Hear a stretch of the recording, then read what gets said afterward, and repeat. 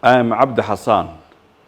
I would like here to make my presentation regarding globalization and its impact.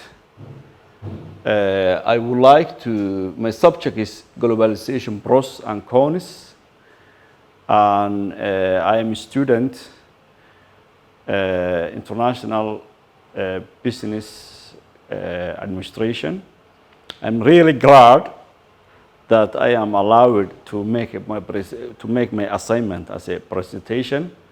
I am really very interested in that, and I would like to get benefit of this opportunity to make my presentation. To make a definition first, what means the introduction. The post-Cold War international relations is characterized by the process of globalization and liberalization. The term globalization acquired considerable force during the 1990s. That means when the communist and socialist government collapsed, and it started what's called the globalization, because at that time the telecommunication became more free. And we know that the internet, also the telephone become more flexible and more cheaper, and which made easy and encourage the globalization. As we know, the globe has changed and become more modern and closer to the world. Globalization, that means the world become closer because of telecommunication, transportation, and so on. And if one event is happening in the world, for example, in the beginning of 2000, there was a tsunami in the Indian Ocean, and all the world has watched it, and that means the world currently, they share it, the pleasure and the sadness. So globalization encouraged to make easier the global trade and marketing of goods and services. The globalization process has also facilitated exchange, enhancing communication and collaboration between communities around the world.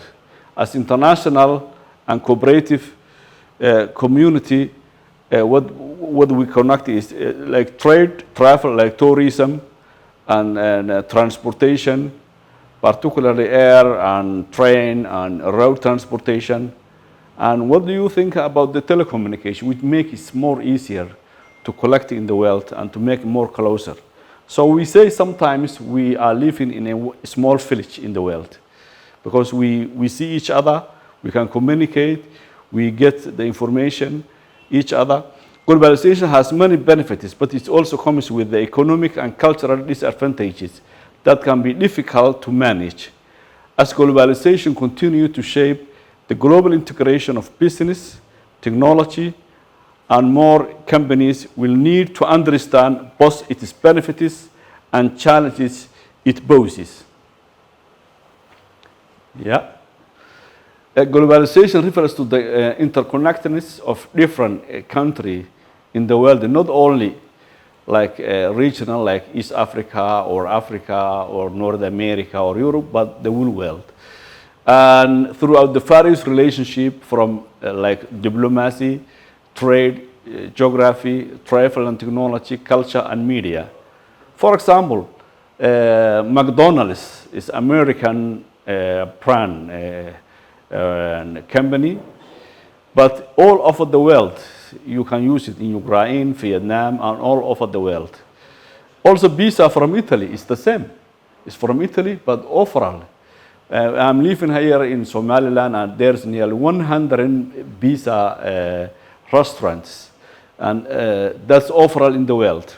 Yes? Okay, what the means of the globalization? Globalization means extending of economic activity across national boundaries, and it means integrating the economy of the country with the world economy. In broader sense, globalization is expansion and intensification of connections and movement of people, goods, capital, ideas, cultures between the countries. A more integrated global system has also increases consciousness of such shared problems as pollution, disease, crime, and terror, which many have come to believe can only be dealt at global level. Definition of the globalization is, according to the International Monetary Fund, globalization is characterized by increases in flow of trade, capital, and information, as well as mobility of individuals across the borders. Okay, features of globalization.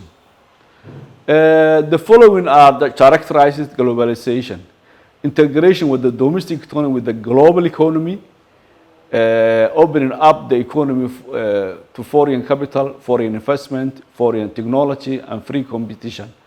Think about the international multi-corporations.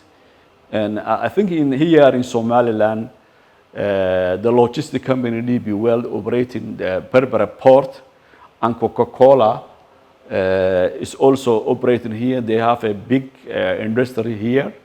And also oil company, there are many oil companies, including the Shell, Gannett, and others. They all came from abroad, and they come here for the investment. What do you think? What we call expansion of international cooperation, as we discuss it now, free international trade. Think free international trade. There is also many companies coming to the East Africa or Horn of Africa, in which they like to make also investment, but also for the free trade, international for free trade. Information technology is the integral to the process of globalization. I think that's the most important issue which makes connected in the world and make closer.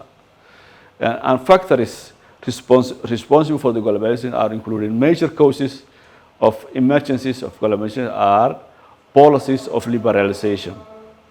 As a result of these policy restrictions on international economic transactions were removed, with the removal of this continuous road of globalization was all clear. The other issue is technological revolution. The revolution in the spheres of transport and communication has converted the world into the global village. Okay, and that's features we would like to discuss also dimensions.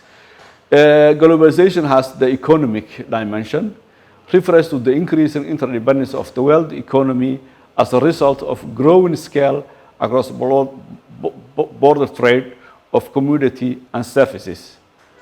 Also political, growth of the global-wide political systems which causes decreasing the importance of the nation state and rise of the national actors, which has influence of political arena in the national level. Think about regime change, like Saddam Hussein in Iraq, also Gaddafi in Libya, and many others.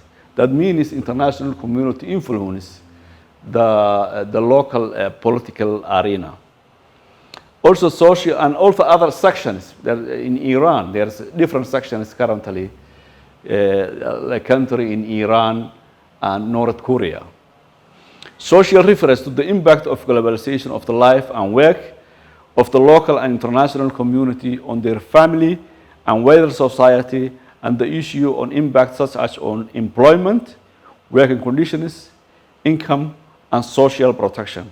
We know that many companies who are residing here in East Africa, the top managers, they're coming from the abroad, but mostly the local employee, they are from the local nationalists. Not only social, but think also the cultural, the transformation of traditional religious and belief systems in the beginning of disintegration of traditional social fabrics and shared social norms and value, changes employment culture and adopting culture of consumerism. Think about films from Hollywood or America, Bollywood. Many East African people currently are interested in films from India, like Bollywood, and also films from Turkey, and other Middle East country, which has also impact of the globalization. When the Soviet Union and failure, Soviet Union has also economic system which is centralized economy. When the socialism and capitalism was collapsing, then the most country they adopted also capitalism and they liberalized their policy regarding the economy. Example of some developing country are some Asian developing country also promoted the idea of globalization. These countries were South Korea, Thailand, Malaysia, Singapore, Hong Kong, and Taiwan. By adopting the policy of liberalization and globalization, achieved new heights of economic success. Their economic success story earned for the name of the Asian Tigers. And several international institutions, including the World Trade Organization, the World Bank, the UN, they play also the important role in the process of the globalization. And okay, we like also to discuss now the pros and cons, or the positive and the negative. The positive impact of globalization is beneficial to developing countries. There are many multi-corporal company. They came into the developing country for the investment, to transfer the money or funding, and also knowledge and technology. And also they bring the foreign capital to invest in the local country. And also there are many multinational corporations are coming in the developing country.